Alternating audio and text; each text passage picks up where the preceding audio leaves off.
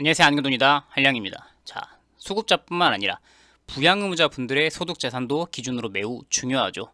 부양의무자가 본인 집, 자가에 사는 게 아니라 전월세, 전세 살고 있을 때 그럼 이분은 자기 집이 없으니까 재산이 없는 것으로 보나요? 라는 질문인데요.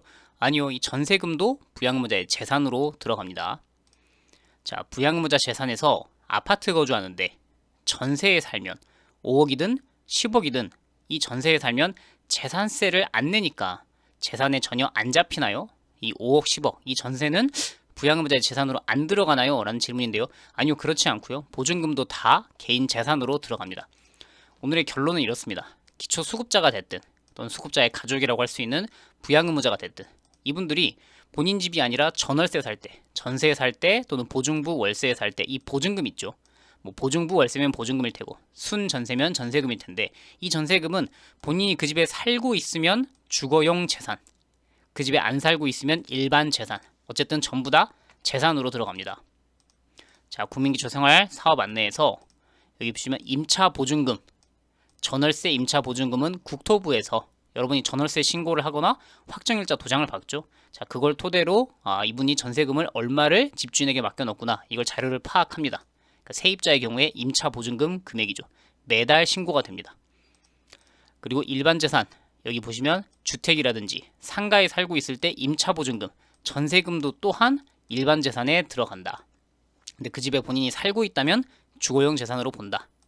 근데 이 대상은 뭐 단독주택이든 공동주택, 아파트이든 준주택, 오피스텔이든 상관없이 임차보증금 자체가 수급자가 됐든 또는 부양의무자가 됐든 누가 됐든 그 집에 살고 있는 대가, 주거용을 목적으로 해서 임차하는 대가로 소유권자에게, 집주인에게 맡겨놓은 보증금, 전세 보증금이든 월세 보증금이든 이런 것 또한 다 재산으로 본다라는 겁니다.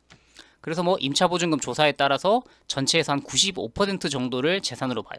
1억이라고 따지면 보증금이 1억이면 9,500을 정부에서는 재산으로 본다라는 거죠. 그러니까 100%를 반영하는 건 아니고 95%만 반영하는 게 자가 본인 집 갖고 있는 분들과 차이점입니다.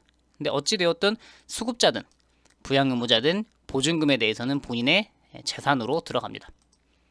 주거용 재산일 때는 1%, 뭐 일반 재산일 때는 4.1% 이런 식인데 부양의무자인 경우에도 그 집에 살고 있으면서 보증금을 맡겨놨다. 그러면 1.04%로 곱하고요.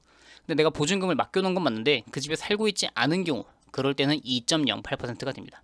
뭐 이런 경우가 좀 많지는 않겠지만 어찌되었든 부양의무자의 경우에도 일반 재산 또는 주거용 재산으로 그 보증금을 판단하게 된다라는 겁니다. 그러니까 보증금을 부양의무자의 경우에 그러니까 자가라면은 뭐 소득세 신고가 되니까 재산세 신고가 되니까 자동으로 정부에서 파악하는 건 기본이고 혹시나 이제 부양의무자분의 어떤 전월세 내역 같은 게 안 뜬다. 그럼 이제 여러분이 신청하는 시청 또는 군청, 뭐 구청, 주민센터 이런 곳에서 이 부양의무자분의 임대차 계약서, 보증금 내역을 좀 확인하기 위해 전월세 계약서 제출을 요구할 수도 있습니다. 내역이 안 뜨는 경우에는요. 그러니까 보증금 신고가 안 돼 있어요. 이분은 도대체 어디 사시는 거지? 무료로 사는 것 같지는 않은데 그럴 땐 이제 아예 전세 계약서, 뭐 전월세 계약서 같은 걸 제출해서 보증금이 5억 들어있구나, 10억 들어있구나 그렇게 판단을 하게 된다라는 겁니다.